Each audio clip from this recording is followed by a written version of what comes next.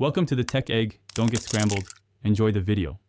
You start by confirming essentials so performance changes take effect. Make sure your Xbox Series X is updated and connected via Ethernet for stable bandwidth. Once done, verify your TV can handle 120Hz and that your HDMI cable is seated in the TV's HDMI 2.1 port. This prevents frame rate caps.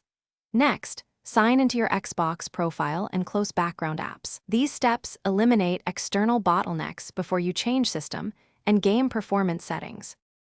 Now you configure the console for higher frame rates. Go to TV and display options and select 120Hz as the refresh rate. This grants the system the headroom to run games smoother. Then, enable video modes like 120Hz and auto low latency to reduce input lag.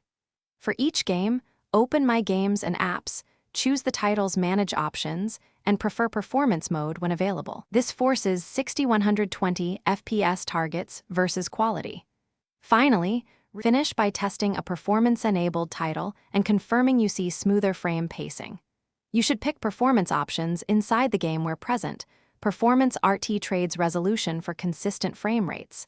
If the TV flickers or loses signal, turn off HDMI CC, try a different HDMI 2.1 port and update TV firmware.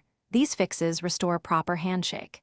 If frames are unstable, disable background captures and set power mode to instant on to reduce load. If problems persist, restart both TV and console before retrying.